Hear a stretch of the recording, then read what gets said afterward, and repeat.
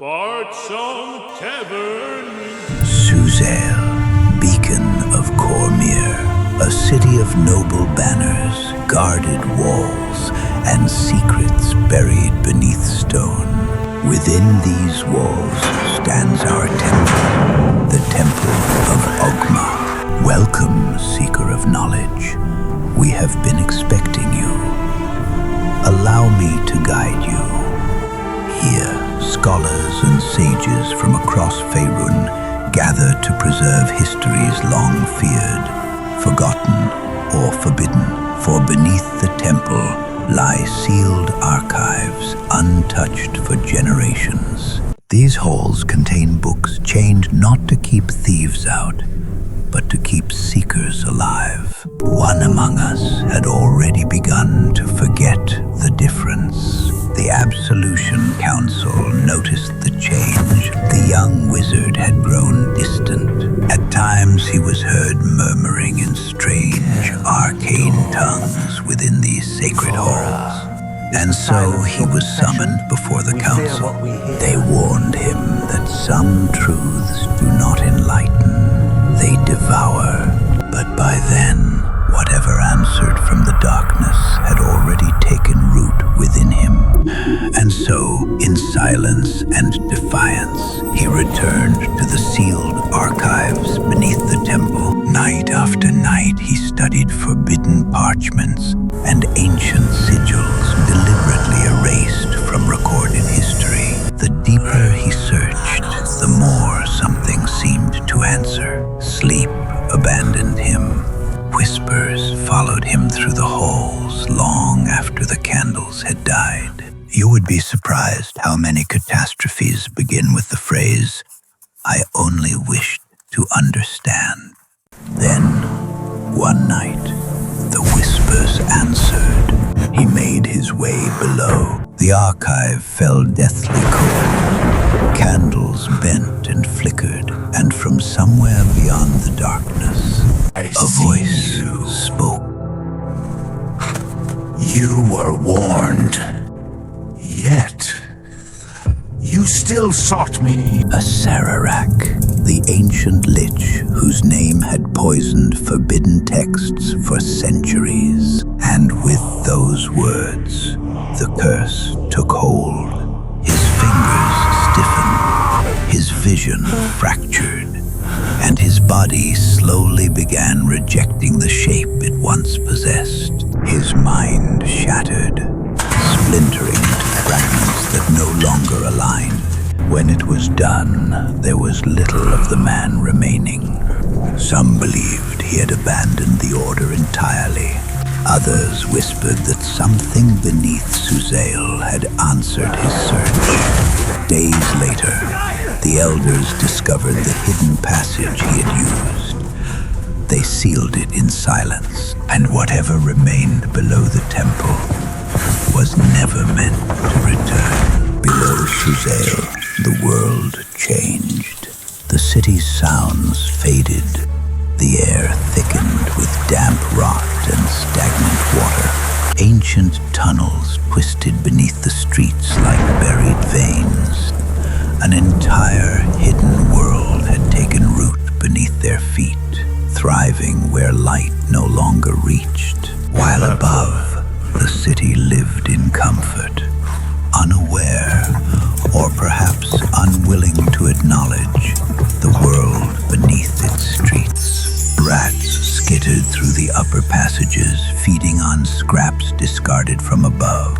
Deeper still, stagnant pits swelled with refuse, where bloated otyugs fed patiently upon all the city above discarded and wished forgotten. Rotten mushrooms clung to damp stone, releasing spores that twisted the minds of those who breathed too deeply. Even hidden cults gathered within those drowned corridors beneath Suzail, far from the reach of the city watch and the crown above.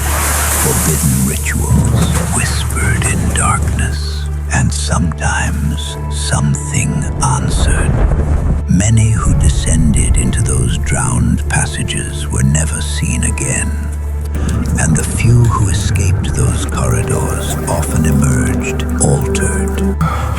something beneath the city had followed them back into the light.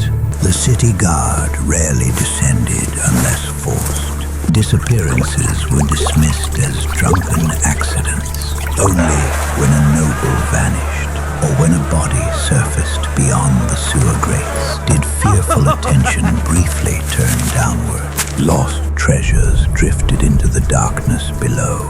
Forgotten artifacts carried through the ancient tunnels, like memories the city itself wished buried.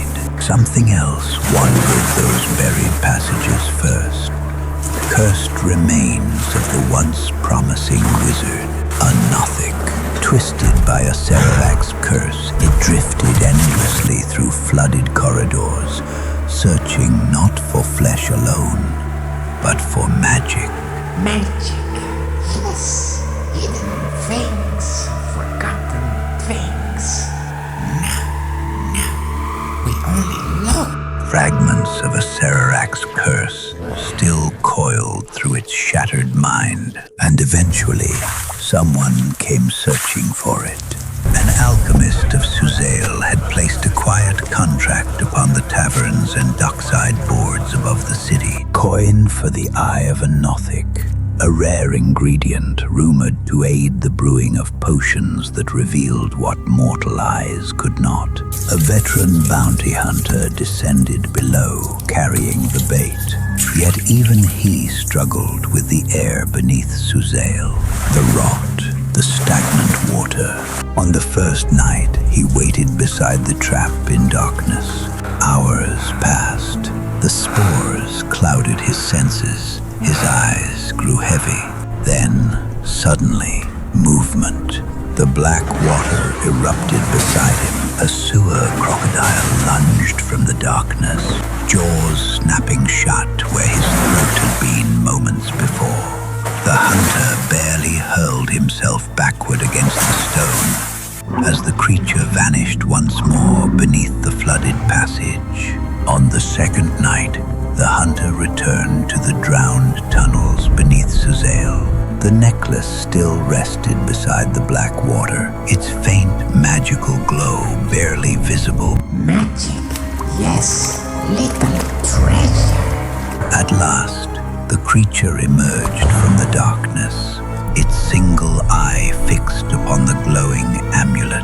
Hidden behind a collapsed section of ancient stone, the bounty hunter waited patiently, steadying his crossbow, one breath away from loosing the bolt, when suddenly a massive section of stone collapsed from above, crashing into the flooded corridor between them. The hunter staggered back, coughing violently as drifting debris filled the air. Through the dust, he caught only fractured glimpses, and when the dust finally settled, the Nothic was gone, along with the necklace. The bounty hunter returned to Suzail empty-handed. The alchemist did not take the failure well. The reward increased.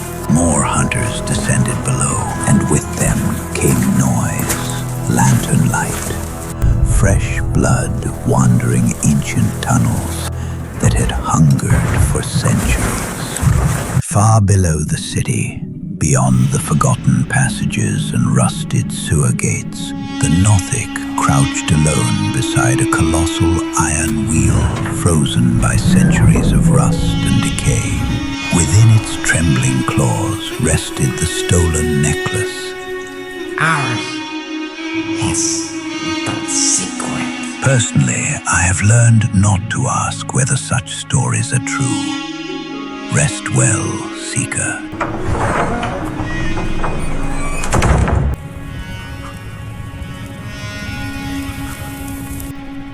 Come closer.